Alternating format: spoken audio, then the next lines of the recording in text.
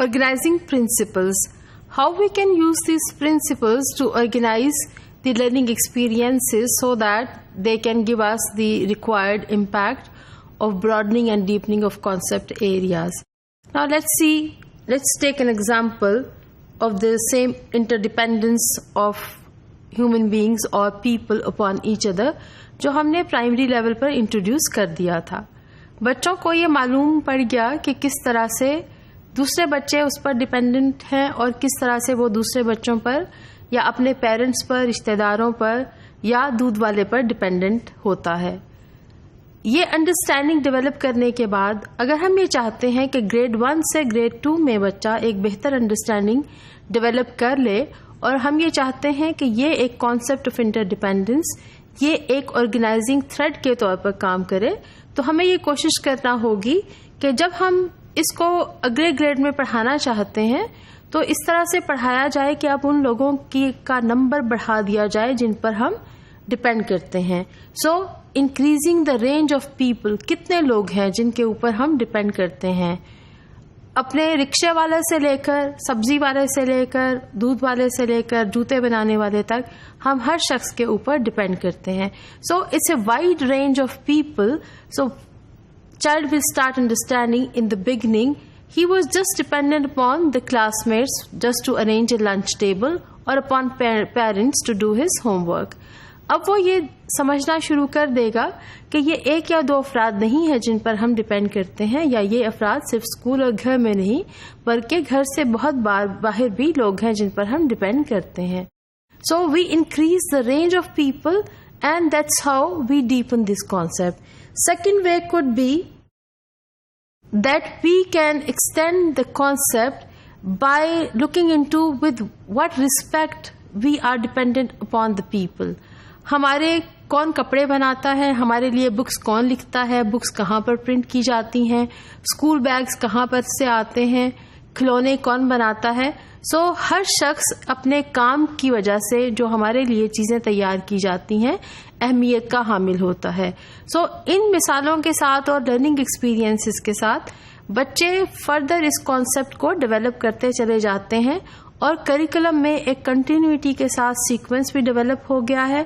اور جو ہم مختلف سبجیکٹ ایریاز میں اسی کانسیپٹ کو اسٹریس کرتے ہیں so that kids can develop a unified understanding and development of idea, تو ہم انٹیگریشن کی طرف موو کرتے ہیں. سو بینگ کریکولم ڈیولپر آپ کو بہت کلیئرلی پتا ہونا چاہیے کہ آپ کس کانسیپٹ یا آئیڈیا یا ویلیو کو لے کر آرگنائزنگ تھریڈ کے طور پر استعمال کرنا چاہتے ہیں، اور گریڈ ٹو گریڈ جب آپ کریکولم ڈیولپ کرتے ہیں تو کس طرح سے ہمیں یہ کوشش کرنی ہے کہ اس کانسیپٹ کو فردر گہرائی تک ڈیولپ کر دیا جائے تاکہ ٹیچنگ اور لرننگ کا پروسیس افیکٹولی ہو سکے.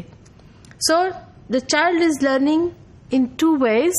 One, we say number of people are increasing we are dependent upon, and these are the ways we are dependent upon them.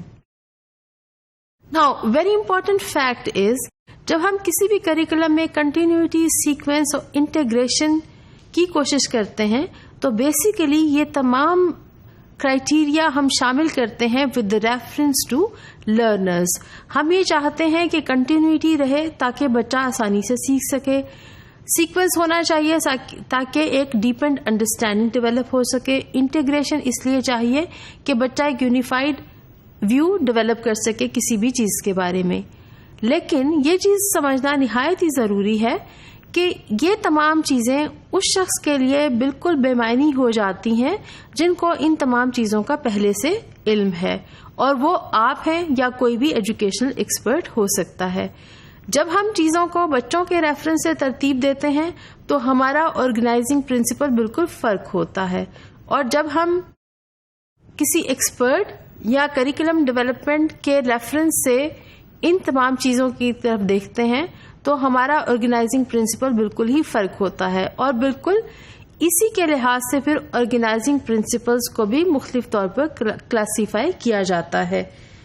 So how do we see all these things? For the learners, we say learning experiences should be such that there is a repetition or there is a recurring effect so that kids can learn better. And these are the curriculum elements. یہاں پر یاد رکھیے کہ جب بھی ہم curriculum elements کہتے ہیں تو ہماری مراد کانسیپٹ ہو سکتی ہے, اسکل ہو سکتے ہیں, اور ڈسپوزیشنز یا ویلیوز ہو سکتی ہیں. Sequence increasing the depth and breadth of any concept or any curricular element or any skill which we want to develop among students. So یہ تمام چیزیں ہم بچوں کے ریفرنس سے ترتیب دیتے ہیں. بالکل اسی طرح سے جب ہم انٹیگریشن کی بات کرتے ہیں تو ہم یہ چاہتے ہیں کہ ایک انکریز یونٹی آف بیہیویئر بچے کی ڈیولپ ہو جائے اس کریکولم ایلیمنٹ کے بارے میں جو بھی ہمارے لیے ایک تھریڈ کا کام کرتا ہے, جو انٹیگریشن کا کام بھی کرے گا اور آرگنائزنگ کا بھی کام کرے گا ہمارے کریکولم کے لیے اور لرننگ ایکسپیرینسز کے لیے. So we are doing all these things to ensure that students can learn better. اگر ہم لرننگ ایکسپیرینسز کو اس طرح سے ترتیب دیتے ہیں کہ آرگنائزنگ پرنسپلس کو بھی مکمل طور پر فالو کیا جائے, اور ہم یہ چاہتے ہیں کہ ان کو بچوں کے ریفرنس سے ترتیب دیا جائے, تو ہم اس کو ایجوکیشن کی ٹرم میں کہہ سکتے ہیں کہ ہم سائیکولوجیکل آرگنائزیشن کر رہے ہیں اور بچوں کی سائیکولوجیکل نیڈس کو پورا کر رہے ہیں. بچوں کی سائیکالوجی کے مطابق لیسنس کو ترتیب دینا یا لرننگ ایکسپیرینسز کو ترتیب دینا, enabling them that they can develop a link between and among the ideas. They can see the sequence in ideas and skills, and they can also learn better by repeating things. All these things, they are being organized with the reference to psychological needs of the students.